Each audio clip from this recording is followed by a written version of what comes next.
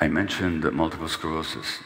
In 1870 or so, or 1860 perhaps, the French neurologist Gabor Maté, who first described the condition, said in so many words, well, I'm paraphrasing, but basically, that this is a stress-driven condition.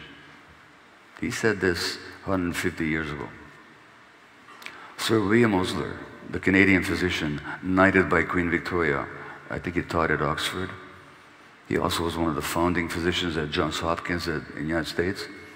He said that rheumatoid arthritis was a stress-driven condition.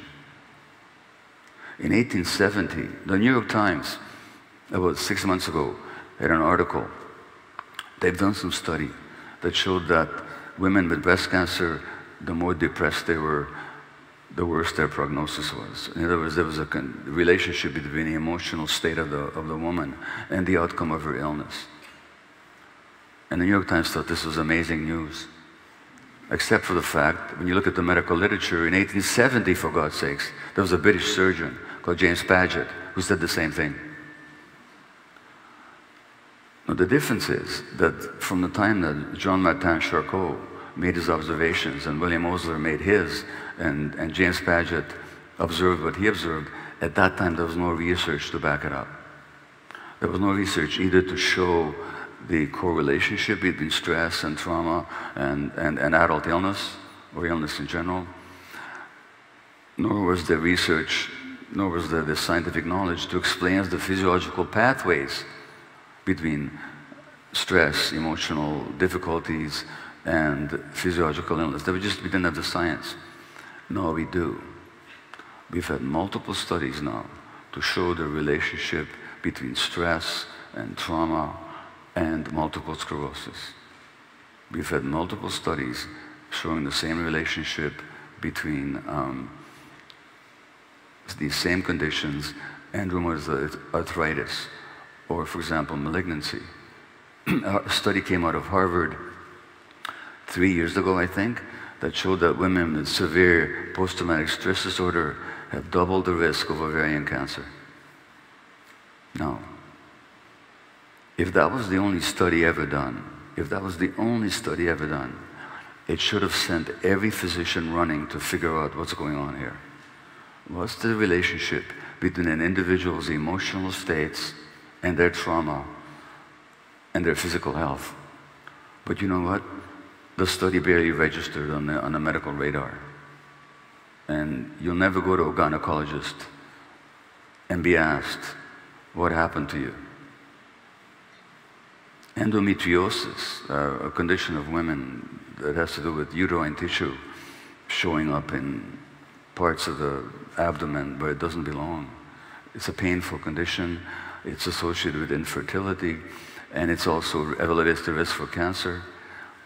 Studies have shown that women who are sexually abused in childhood have a higher risk for endometriosis. But you go to a gynecologist, nobody's going to ask you about childhood trauma. So, on the one hand, we have this gathering and accumulating medical evidence, scientific evidence.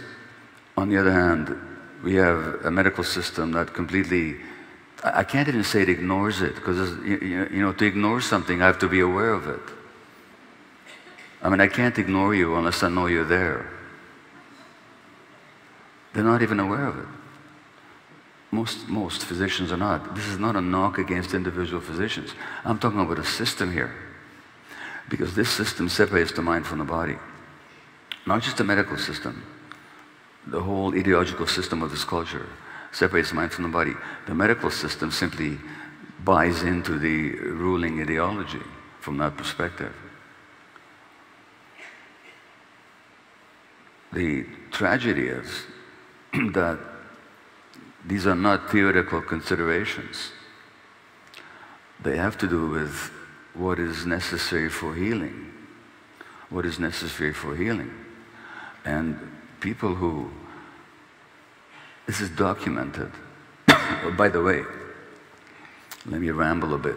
In 1938, there was a Hungarian physician at Harvard. His name was Soma Weiss.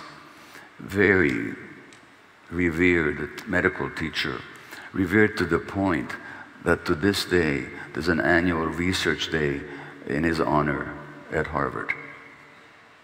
And Semmelweis told a medical school class that emotional factors are at least as important in the causation of physical illness as physical factors, and they must be at least as important in the treatment, said Semmelweis in 1938. This lecture of his was actually printed in the Journal of the American Medical Association in 1940. I didn't know about it. I found out about it as I was writing this book. So that's 1940.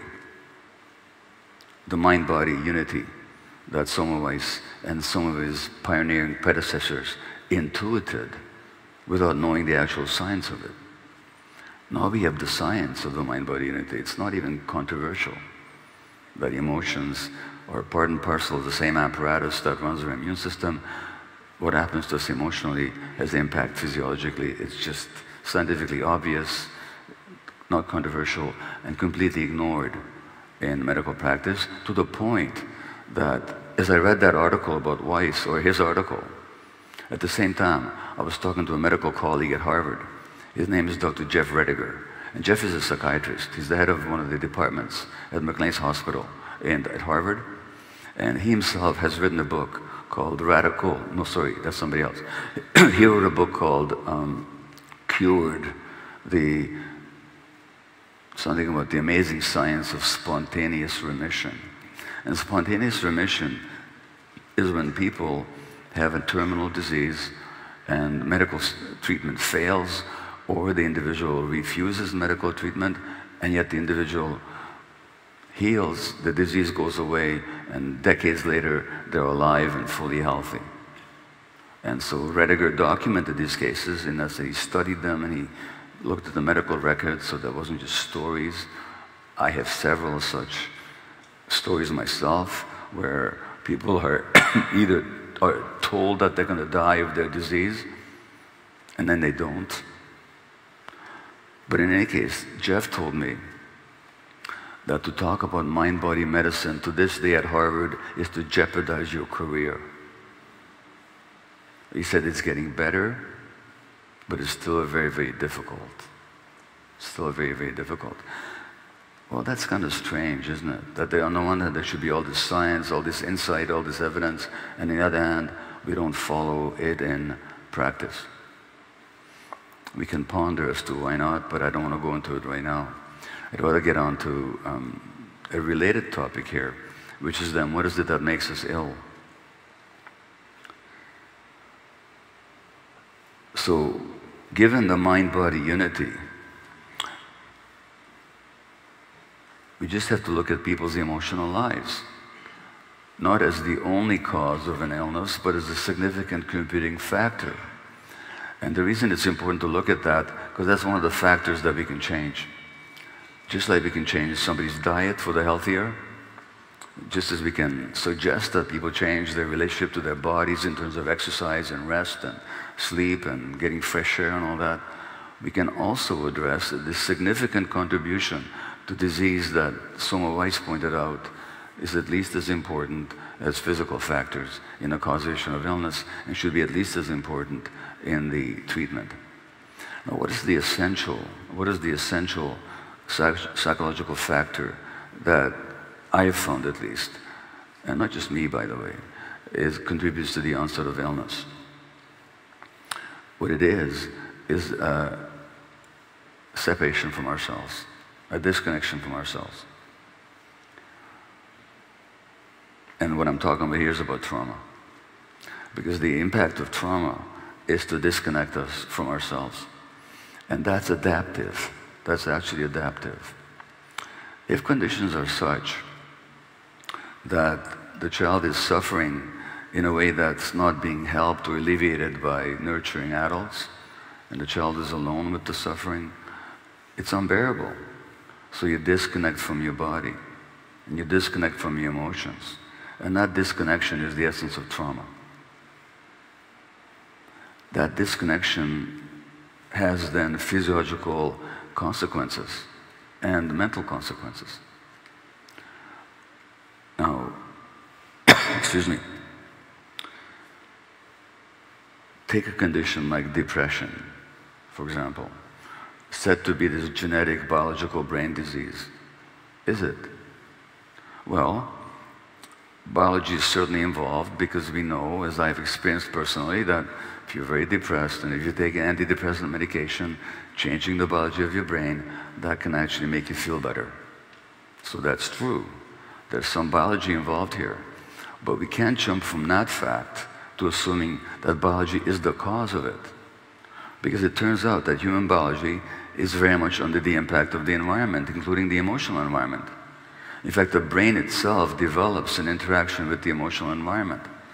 So I'm not going to find the citation now, but I can quote a Harvard paper that came out in 2012, and it was published in a major medical journal, the Journal of, excuse me. I've been on a 4-week speaking trip and my voice is starting to notice the difference.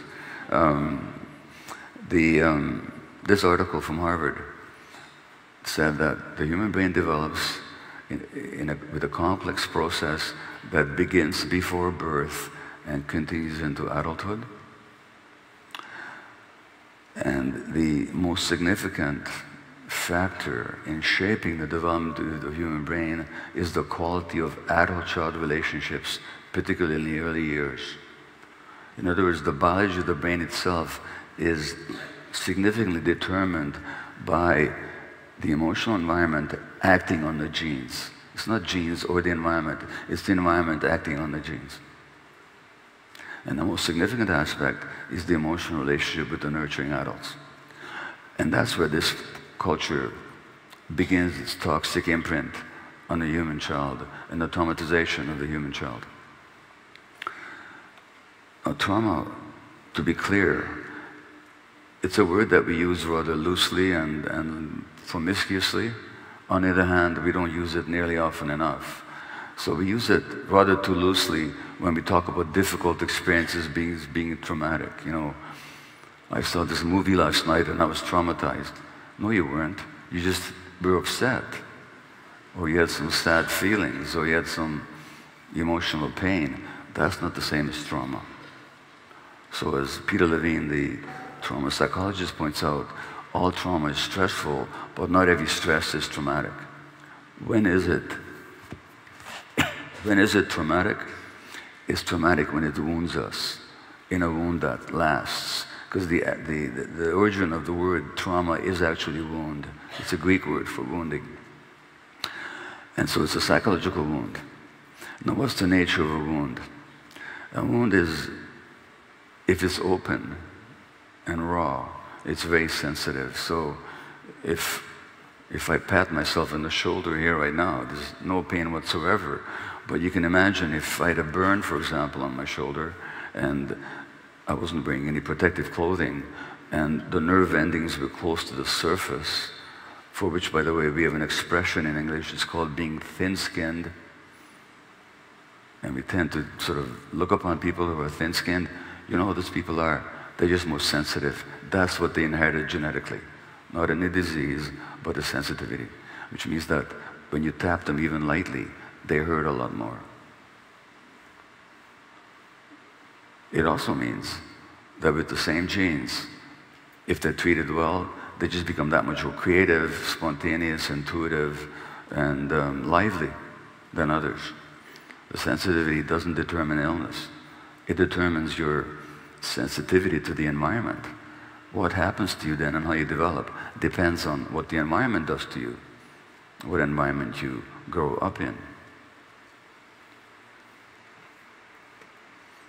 And I just lost my train of thought. What the heck? What was I talking about before I started talking about sensitivity? Anybody remember? Oh, the tapping on the shoulder. Yeah, well, that was about sensitivity. Sorry? Yeah. Anyway, so here's the thing. You can hurt people in two ways. So trauma is a wound. Yeah, so the one aspect of trauma, I got it now, is it's an open sore that if you touch it, it really hurts. And it's in the nature of psychic wounds that they don't automatically heal. So you can have a psychic wound that you sustained when you were 6 months of age, or in my case, in the first year of my life. that if it's unhealed, that sensitivity will still be there, or that reaction to that wound will still be there when somebody touches me on that wound 50, 60, 70 years later.